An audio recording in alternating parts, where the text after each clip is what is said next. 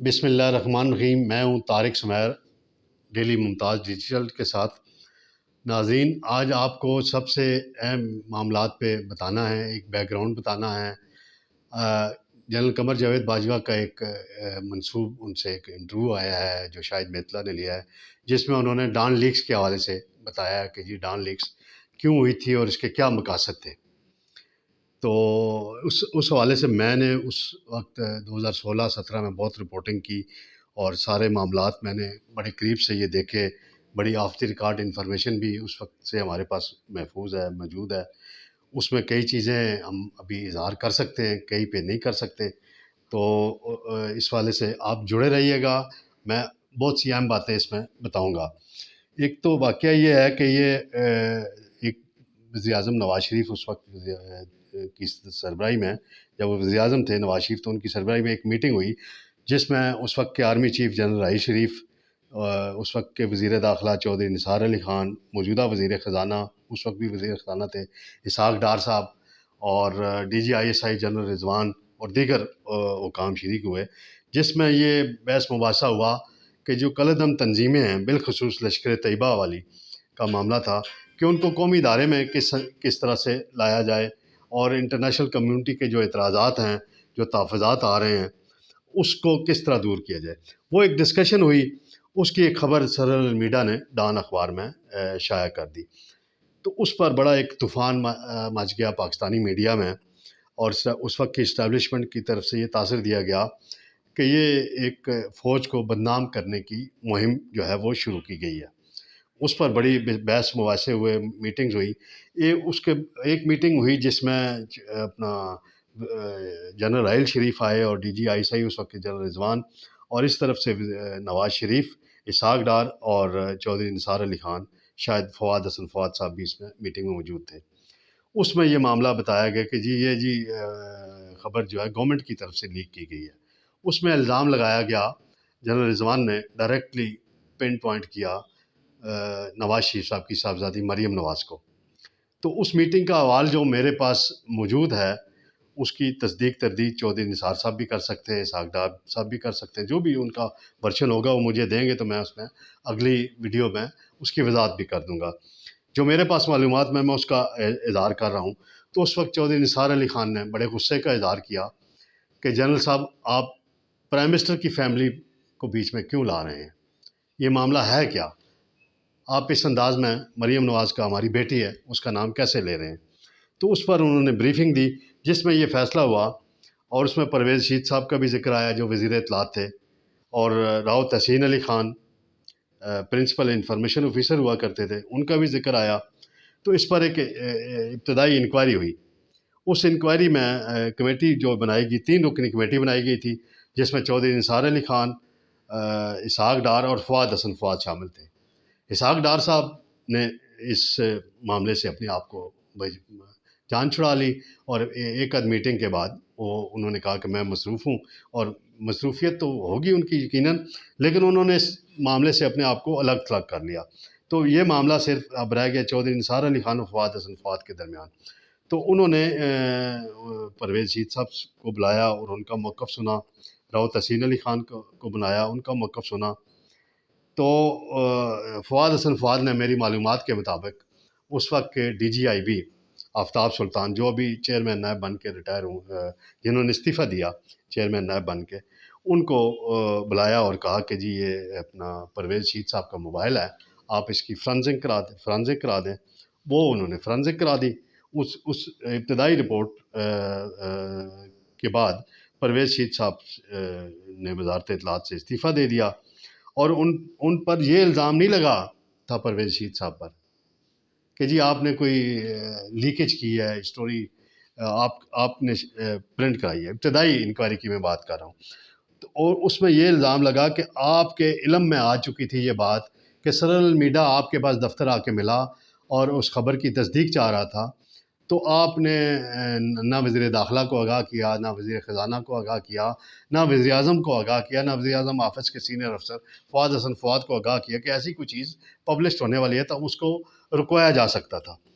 تو اس پر ان کو استعفیٰ دینا پڑا۔ چودھری نثار علی خان نے ایک پریس کانفرنس کر کے سارا ماحول بنا کے یہ صورتحال بتائی۔ تو ابھی جو بات کی ہے انہوں نے اپنا قمر جاوید باجوہ صاحب نے کہ جنرل راحیل اس کی آڑ میں ڈان لیکس کی آڑ میں اپنی مدت ملازمت میں توسیع چاہتے تھے، بالکل یہ بات درست ہے۔ میں اس بات کی تصدیق کر سکتا ہوں کہ میرے ساتھ اس وقت کی حکومت کے اہم ترین دو تین شخصیات نے یہ انفارمیشن شیئر کی کہ ہم پہ دباؤ آ رہا ہے اور ہمیں پیغام رسانی ہو رہی ہے کہ جنرل راحیل شریف کو 3 سال کی ایکسٹینشن دے دی جائے، اور اس میں جو رابطہ کار تھے وہ موجودہ وزیر اعظم شہباز شریف، سابق وزیر داخلہ چودھری نثار علی خان تھے جنرل راحیل کے ساتھ، اور جنرل رضوان اختر کے ساتھ جو ڈی جی آئی ایس آئی تھے۔ تو ڈان لیکس میں یہ معاملہ آنے کے بعد اس وقت حکومت ہل کے رہ گئی، حکومت کو پریشانی ہو گئی، اور حکومت پر ملبہ یہ پڑ رہا تھا کہ کوئی سیکورٹی بریچ ہو گیا ہے بہت بڑا، جیسے کوئی ایٹمی پروگرام کا کوئی ہو جائے، کوئی لیکیج ہو گئی ہے، کوئی انفارمیشن لیک ہو گئی ہے، خدا نخواستہ کوئی اس طرح کا امپریشن اور اس طرح کا ماحول بنا دیا گیا تھا۔ بہرحال یہ تو ایک ساری صورتحال تھی۔ میرا اس وقت یہ سوال ہے جنرل قمر جاوید باجوہ صاحب سے کہ اگر آپ کے علم میں یہ ساری صورتحال تھی کہ جنرل راحیل شریف بلیک میل کر رہے تھے نواز شریف کو اور حکومت کو کہ آپ ایکسٹینشن دیں، تو آپ نے جب ایک انکوائری ہوئی، ایک بڑی انکوائری ہوئی جس میں پاک فوج کے 2 بریگیڈیئر بھی شامل تھے، اور اس انکوائری کو ہیڈ کیا تھا اس وقت کے سیکٹری اسٹیبلشمنٹ طاہر شہباز صاحب نے، جو بعد میں محتسب بن کے ریٹائر ہوئے، محتسب کا عہدہ انہیں دے دیا گیا۔ ان کو یہ عہدہ کیوں ملا اس پر میں پھر تفصیل کسی ٹائم بتاؤں گا۔ تو جنرل باجوہ صاحب سے میرا اتنا سادہ سا سوال ہے، آپ نے پھر اس وقت کے D G I S P R general Asif Ghafoor صاحب سے یہ ٹویٹ کیوں کرایا ریجیکٹڈ؟ بھئی اگر آپ کو علم میں تھا تو آپ نے ریجیکٹڈ کا لفظ کیوں یوز کیا؟ اس ریجیکٹڈ کے لفظ سے اس وقت کی حکومت کو مشکلات کا سامنا کرنا پڑا، اور ایک ماحول بنایا گیا، اور اس وقت جو اسٹیبلشمنٹ کے قریبی صحافی تھے میڈیا میں، جو چینلز پہ بیٹھتے تھے، مثلا اے آر وائی کا میں نام لے سکتا ہوں، اے آر وائی کو استعمال کیا گیا، خوب استعمال کیا گیا، پروپیگنڈا کرایا گیا۔ اے آر وائی کے ایک اینکر جو ہیں میرے دوست ہیں بڑے، آج کل بیرون ملک بیٹھے ہوئے ہیں، وہ بڑے شوق سے بتایا کرتے تھے کہ جی مجھے فلاں جگہ سے یہ انفارمیشن آئی، فلاں جگہ سے یہ انفارمیشن آئی ہے۔ تو باجوہ صاحب اس وقت بولنا چاہیے تھا نا سچ آپ کو، اس وقت آپ کہہ دیتے، وزیر اعظم کے پاس آ جاتے کہ بھئی یہ میری رپورٹ ہے اور اس مسئلہ کھڑا ہو گیا، ہم اس کو حل کرتے ہیں، لیکن ریجیکٹڈ لکھنے کی کیا ضرورت تھی؟ دوسری انفارمیشن میں یہ دینا چاہتا ہوں کہ جب شہباز شریف اور چودھری نثار علی خان جنرل راحیل کے پاس ایک مرتبہ اسلام آباد سے ہیلی کاپٹر پہ راولپنڈی گئے، اور وہاں سے وہ آرمی ہاؤس جا کے انہوں نے ملاقات کی جنرل راحیل شریف سے، اور ہمیں اطلاع ہو گئی کہ وہ ملے، تو میں نے رابطہ کیا ان دونوں افراد سے، یعنی شہباز شریف صاحب سے اور چودھری نثار علی خان سے رابطہ کرنے کی کوشش کی کہ بتائیں جی آپ گئے تھے، تو ان کے عملے نے تصدیق کی جی گئے تھے۔ تو مجھے پتہ چلا کہ یہ معاملہ یہ تھا کہ راحیل شریف صاحب کی ایکسٹینشن کا جو ایشو چل رہا ہے وہ فائنلی انہیں بتانے گئے تھے کہ نواز شریف صاحب نہیں مان رہے۔ نواز شریف صاحب کے نہ ماننے کی 2 وجوہات تھیں، ایک تو 2014 کا دھرنے میں کا ایشو ان کے ذہن میں بیٹھ گئی تھی بات، دوسرا جو عاصم سلیم باجوہ صاحب تھے انہوں نے راحیل شریف کا ایک ایسا امیج بلڈ کر دیا تھا کہ خدا نہ خواستہ وہ کوئی ٹیک اوور کرنے والے ہیں، اور ان کو ایک الیکٹڈ پرائم منسٹر سے بڑا لیڈر ڈیولپ کیا جا رہا تھا، اور سڑکوں پہ بینر لگائے جا رہے تھے شکریہ راحیل شریف، ابھی آپ کے جانے کا وقت نہیں ہے۔ تو عاصم سلیم باجوہ صاحب کا بھی کردار میں کسی اور وقت میں 2014 کے دھرنے کے حوالے سے بیان کروں گا۔ جو میں واقعہ بیان کرنا چاہتا ہوں وہ یہ ہے کہ ایک دن جنرل رضوان اختر صاحب ex D G I S I Nawaz Sharif کے پاس ملاقات کے لیے آتے ہیں اور ایک فائل لاتے ہیں۔ تو نواز شریف صاحب ان سے پوچھتے ہیں کہ جنرل صاحب اس فائل میں کیا ہے؟ تو وہ کہتے ہیں جی یہ فائل آپ اس کی منظوری دے دیں اور 1 سال کی ایکسٹینشن آپ اپنا کر دیں جنرل راحیل شریف صاحب کی، اور باقی میرے اوپر چھوڑ دیں، یہ پاناما شامہ آپ میرے اوپر چھوڑ دیں، یہ ساری چیزیں ختم ہو جائیں گی، یہ سیٹل ہو جائیں گی۔ تو نواز شریف صاحب نے وہ فائل اپنے دفتر میں رکھ دی اور اگلی صبح وہ سینٹرل ایشیا ملک کے ایک ملک کے دورے پہ چلے گئے، اور دورے سے واپسی پر قمر جاوید باجوہ صاحب کو اپوائنٹ کرنے کی اناؤنسمنٹ کر دی گئی، اور جنرل رضوان کو جب اور راحیل شریف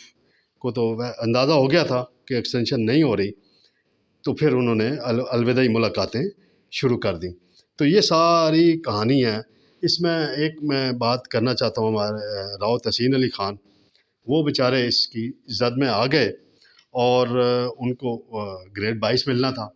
وہ گریڈ 22 بھی ان کو نہ ملا، ان کے خلاف کوئی چیز ثابت بھی نہیں ہوئی، کیونکہ ان کا کوئی تعلق نہیں تھا۔ پی آئی او کا تعلق اس چیز سے ہوتا ہے جو جب آفیشیلی ان کو کسی میٹنگ میں بٹھایا جاتا ہے اور اس کی ہینڈ آؤٹ جاری کیا جاتا ہے۔ تو یہ ساری صورتحال میں نے بیان کرنی ضروری تھی۔ دوسرا، آج میری شاہد خاقان عباسی صاحب سے ملاقات ہوئی، ان کا بھی یہ ماننا تھا کہ جو فوج اور حکومت کے درمیان اس وقت اختلافات پیدا ہوئے وہ ڈان لیگ سے ہی شروع ہوئے تھے، اور اگر ریجیکٹڈ کا ٹویٹ نہ آتا تو صورتحال شاید اتنی خراب نہ ہوتی۔ دوسری بات میں یہاں یہ علم میں لانا چاہتا ہوں کہ جنرل راحیل شریف صاحب کے دور میں بہت اچھا کام ہوا، دہشت گردوں کے خلاف بڑی انہوں نے کامیاب مہم چلائی، اور اس مہم میں پاکستان کو کامیابی ملی، اور اس مہم میں جنرل راحیل شریف صاحب اکیلے نہیں تھے، پوری حکومت، پوری پارلیمنٹ، پوری قوم ان کے ساتھ کھڑی تھی، اور یہ امپریشن دیا جا رہا تھا کہ جی صرف وہ اپنے طور پہ کر، اپنے طور پہ تو کوئی بھی نہیں کرتا، ساری اسٹیک ہولڈرز مل کے ہی فیصلے کرتے ہیں۔ کچھ باتیں ایسی ہیں ڈان لیگ سے متعلق، وہ میں انشاءاللہ ناظرین آپ کو اگلی قسط میں اپنی میں بیان کروں گا۔ اس وقت کی کمی ہے، اور آپ یہ میرا پروگرام دیکھتے رہیے گا ڈیلی ممتاز ڈیجیٹل پہ۔ انشاءاللہ میں کچھ اور حقائق ایسے ہیں جو ابھی تک منظر عام پہ نہیں آئے اور پوشیدہ ہیں، میں ان کو سامنے لاؤں گا کہ اس کی ڈان لیگز کی آڑ میں کیا ہوا، کیا نہیں ہوا، کیا ہو سکتا تھا۔ دوسری بات میں یہ بتانا چاہتا ہوں، اس وقت کی اسٹیبلشمنٹ جو مریم نواز کا ایک میڈیا سیل تھا، اس پر بھی بہت اعتراضات اٹھاتی تھی، اور بار بار یہ کہتے تھے کہ اس میڈیا سیل کو بند کریں، لیکن اس وقت کے حالات کے مطابق وہ بند ہوا یا نہیں ہوا، اس کی صورتحال بھی میں انشاءاللہ جلد بیان کروں گا۔ بہت شکریہ، آپ نے توجہ سے یہ میری گفتگو سنی۔ انشاءاللہ دوبارہ ملاقات ہو۔